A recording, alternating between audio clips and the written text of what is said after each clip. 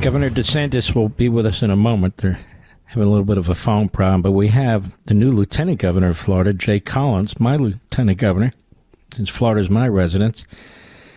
Jay Collins has quite an impressive background. You're a retired Army Green Beret, Purple Heart recipient. You served 23 years in uniform, 5 additional years as a Green Beret after losing your leg to combat injuries. And when you left the military, you were involved in very important operations to help people who were facing natural disasters and building support programs, helping provide food to them and so forth and so on. And do I understand, and welcome, Mr. Lieutenant Governor, do I understand that during part of the war, Israel fighting the terrorists, that you were involved in trying to get some of your fellow Floridians back to the United States who wanted to come back to the United States? Is that correct? Absolutely, Mark. And first off, thanks for having us on. And I do want to make one clarification. I didn't lose my leg. I know where it is. It's just not with me anymore. Yes. It's in safekeeping. But yes, I was very blessed. I got to go over to Israel and Jordan and rescue our fellow citizens, American citizens, Floridians, and bring them home. We have a governor who's willing to step forward and do what's absolutely right, and that's keep Americans out of harm's way, and that's exactly what we did. Well, speaking of the governor, Governor DeSantis, I call him America's governor. He is with us right now. Governor DeSantis, welcome. You chose this outstanding man, Jay Collins, to be your lieutenant governor. Why did you do that? Well, Mark, I refer to him as the Chuck Norris of Florida politics, because how many people can get elected to anything who've served like he has 23 years in Green Berets, then decides to serve in elected office, serve 5 years with a prosthetic limb, has an exemplary conservative record. I mean, Mark, you've been following this stuff. You know these guys all run saying they're going to be the most conservative thing since sliced bread. Then they get into office, and how often do they disappoint us? Well, Jay said he was going to be bold. He said he was going to support our agenda, the agenda the people of Florida voted for overwhelmingly for many years now, and he has delivered 100% on those things. He was the one that wrote the legislation a few years ago when we banned China from purchasing land in the state of Florida. He was the one who stood with me when we defeated the amnesty bill and were able to enact strong immigration legislation. So not only do we have Alligator Alcatraz, we have all of our state and local agencies have agreements with ICE, and we're leading in working with the President Trump to increase deportations. And so, he's a guy that I always say, words are nice. I mean, sometimes great speeches can be motivating, and it does matter, but ultimately deeds are the most powerful. And he's really lived by example. He's led by example. He's somebody that, if called upon to be governor, would obviously get the job done, not just by being strong conservative, but being the type of guy that runs towards fires, whether it's political fires where we got to fight the left, or whether it's these fires from Iranian ballistic missiles in Israel. When I authorize these rescue missions, he's there on the ground saving people's lives. Pretty remarkable. It is pretty remarkable. It's amazing. So now you were having issues with this guy. I think it was Perez, the Speaker of the House. Maybe you still are. He's kind of a rhino. And did you guys work together to try and overcome his obstruction and so forth? Oh, yeah. In fact, at the beginning of the year, and you had me on, we were discussing this, I called a special session on immigration. We knew President Trump was about to take office. We knew illegal immigration, the deportations, the border, was maybe the top issue in the election. And we had one opportunity, really, to finally get this right. And so I called the legislature in, and the Speaker of the House said it was premature, it wasn't urgent, we're not going to, heed the governor's call, all this stuff. Well, there was a lot of backlash from that, from our constituents, because they wanted us working to help President Trump achieve this mass deportation goal. And, when the Speaker of the House has thrown his weight around, a lot of people don't want to buck him. He's got a lot of power. Then Senator Jay Collins, was one of the few who stood resolutely with the people that elected us and with me, saying, you know what, this is urgent. We need to get this done now. And when the speaker tried to do an amnesty bill that would have turned Florida into a sanctuary state, he called it for what it was, and he was instrumental in helping stop that legislation. And then finally, we were able to get strong legislation. Well, we're the only state in the country, Mark, that requires all state and local law enforcement agencies to participate with ICE deportation programs. No other state.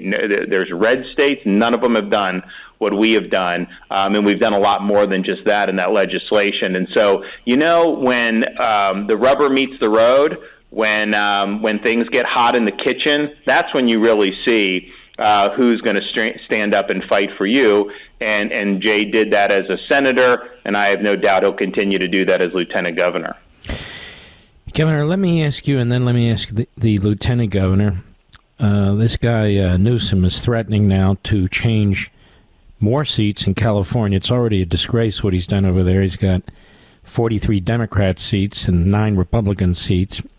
The Democrats heavily outweigh the Republicans beyond their numbers. And the Texas governor, as you know, Abbott, he said, look, we got to fix what's going on in our state. It's really, it's not correct. We also know, and you're the one who drew my attention to this months ago, that the census was wrong and cost us several seats, Republicans. Now, if Newsom is going to play games, and they don't have a lot of room, and he's got a constitutional problem, but who knows what the hell he's capable of. You debated him and you creamed him. The question is Florida in a position to do something if necessary? Well, I think we're actually in a position where we're going to have to, regardless of what Newsom does. And here's why. One, we are appealing to the Trump administration to award us at least one seat from the previous census. They would obviously have to take one away from another state. I think Texas could get one too. And that's based off the Biden administration's own admission a couple years ago that Florida was undercounted and some of the blue states were overcounted. So if they did that, we obviously would be forced to draw a new map. The legislature would be forced to draw a new map because we have 28 seats now. Presumably we'd have 29 or 30. So we are trying to do that. And I think that would be something that would be very much appropriate. It would obviously be good for the states that have gained population like Florida. But if that doesn't happen, our primaries aren't for a year from now. And so we can do this in the spring. But we have 2 reasons why I think we're going to have to have the legislature redraw the map. One is there's still some racial gerrymandering in Florida's map. Now, I vetoed the legislature's map because they had a brutal racial mander district, and I said I'm not going to sign that. They said that if you take it away, somehow it would violate the Florida Constitution. Florida Supreme Court ruled for us like a couple weeks ago, so that issue is put to bed. But I think the court's decision is like, hey, some of the other stuff in this map may need to be addressed as well. So I think just that alone makes us have to do it. But then 2, we have had an explosion of population since 2020, Mark. So our districts are malapportioned. And we'll have some districts where there's like 100 or 200,000 more votes than in some of these other districts, and it's all driven by population growth. So I think Florida is not fairly represented even within our own map. So regardless of what Newsom does, we're going to be working with the legislature to be able to do that so that it's more reflective of the Florida in 2025, 2026 than the Florida of 2020, we've never seen a state kind of grow the way Florida has done over these last 4 or 5 years in terms of income migrating here, in terms of net migration. I mean, it has been historic, and the result of that is I think our map is out of date. Lieutenant Governor Collins, you may actually have a bigger influx in the next 12 to 24 months with this Mondami running in New York City. And I think people have had about enough of this stuff, this Marxist Islamist stuff. And so the population could increase even more in a state like Florida. It's very attractive. It's attractive to me. You agree with this, that you're likely going to have to do some redistricting in order to basically ensure that your people have proper representation? Unequivocally, Mark. I think we absolutely have to step up and do this. And you heard the governor hit those points. It's critical. I live in Tampa Bay. The Bay Area has exploded in growth. You look south of us to Sarasota and even up north all the way into Brooksville and places like that. These areas are just exploding. People are moving in, And absolutely, we need to make sure that our votes count, our districts are all matched up equally, and we have a responsibility. Again, we've got to do the hard right. And even more than that, what is Gavin Newsom doing? He absolutely needs to worry about his own state, fix the problems, being focused on crime, illegal immigration, and taking care of his citizens, rather than telling the United States and President Trump and our governor what to do. He needs to worry about his own problems. He has plenty of things to fix there. Hey, the Ron, other I thing, think, Mark, yeah, I think. By the way, Ron, I think you made a pretty good choice here. Go ahead, I'm listening. Oh, yeah. Oh, no, for sure. No, he's a fighter. This whole issue of the Biden census being wrong, we should get another seat or two, Texas as well. That is not even including raising the other important issue, is that the census should not count illegal aliens. I mean, it should only count people that are lawfully entitled to be here. Yeah, this is my bugaboo. I'm with you. Yeah, yep. If you were... And now, I don't know. I mean, that would take a whole new census, so maybe they wouldn't be able to do that until the end of the decade. But I will tell you this. The way the census is done now, where they count illegal aliens, that benefits sanctuary states like California. Mm-hmm. So Florida, we're not a sanctuary state. We took away in-state tuition, which they had enacted before I was governor. We have no driver's licenses, no benefits, E-Verify. California, not only they welcome you, they'll give you medical care. They'll pay for this. They'll pay for that. And so they end up getting probably 5 or 6 seats additional in Congress.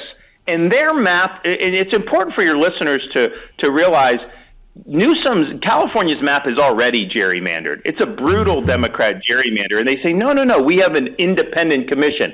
The left always hardwires these things, Mark. You know that, and I know that. So this commission has liberal Democrats on it, very liberal Republicans from like Berkeley, and then very liberal independents. And so they're going to draw a map to benefit liberal candidates. And so that's what happened. So even the California map right now is unfair to Republicans. And what Newsom is trying to do is really contort it into something that would just be unrecognizable. But ultimately, New York, Illinois, California, they have sanctuary policies. And the way the census has been done allows them to basically benefit from attracting more illegal aliens. It should just be just the opposite. It is crazy. I mean, there's no way the framers thought, you know what? If we have a party that opens the border and brings in all these foreigners, we're going to make sure they have more congressional seats and a better shot of winning the presidency through the Electoral College. That's insane. And yet that's exactly what the Democrats are doing. One last question, guys. You know, we're in every city in Florida except Miami, because they got one talk station. Maybe it's gone by now, but it's not owned by my company. That is the company I work for, Westwood One, and they're very parochial about who they put on. I'm not complaining. I'm just saying that we're all over the state of Florida, and that's a good thing. The governor and lieutenant governor of Florida, Governor DeSantis, you've been concerned about these rising property taxes, and you want to get rid of them. So where does that stand right now, which is actually quite remarkable? So we have something in Florida called a homestead exemption. So your primary residence, you can designate as homestead, and they can tax you on it, but they're limited in the increase to basically 3% a year. What we propose is a homesteaded property should simply not be subject to tax at all. And the reason why we want to do that is because you don't truly own your home if you have to continually pay rent to the government. It's also the case that the state doesn't take revenue from property taxes. That's all local governments that do that. But we're in a unique situation. We have so many seasonal residents and tourists that we have a built-in tax base where you don't need to tax people's homesteaded properties. And so we can't do it through normal legislation. I obviously can't wave a wand and do it through executive order. It actually has to go on the ballot in November of 2026. And so we will be working with the legislature to approve something, to put it on the ballot. And so when you guys, if you're in Florida, you go to vote in 2026, you will be able to vote yes on a proposal to make your personal residence not subject to property tax. And I think that would be, you talk about the free state of Florida, no income tax and no property, you are going to be living large. And you're going to get 10 more congressional seats by the time that's over. Lieutenant Governor Collins, what do you think of the prospects of this? Well, I think it's a great idea. First off, The American dream has always been to own your home, build your castle, and keep passing that freedom and those opportunities on to your kids. That's what we fought to protect. That's what makes America so amazing, one of many things. This is absolutely something our population is behind. The governor has been out in front on this, and I'm happy to say that this is something I've been on since Jump Street. I'm here for it. We got to push it, and looking forward to making sure that this thing goes through. It's going to be incredible to see. So, Governor, you actually think this has a shot of getting on the ballot? Because I think it'll pass overwhelmingly. Oh, no, I definitely think it's a shot. I think the legislature knows our constituents want to see this. Now, the issue is it requires 60% to pass.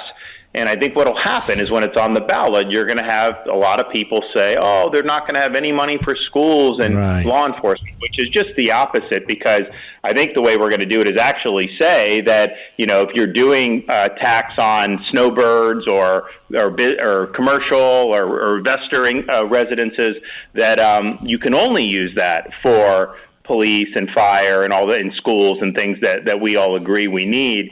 So we'll be able to counteract that, but there will be opposition to it just because being able to tax people's residences, especially when you can assess them higher without them selling it, it's basically an unrealized gain. I mean, I can buy Apple stock at a certain price. It can go up, it can go down, but until I actually sell it, I haven't gained anything. The property tax is kind of the exception to normal tax policy, where they will tell you, hey, you bought that house for $300,000 10 years ago, but now we think it's worth $750,000, pony up more. And that's just not, first of all, it's not good for the economy, but it's also obviously very difficult for people to be able to pay that. Fantastic. And you're going to have a lot of support from me, not only because it's my own selfish reason, but it's the right thing to do that could catch fire in other red states. Governor, Lieutenant Governor, God bless each and every one of you. Thank you for spending all your time with us. We appreciate it very, very much.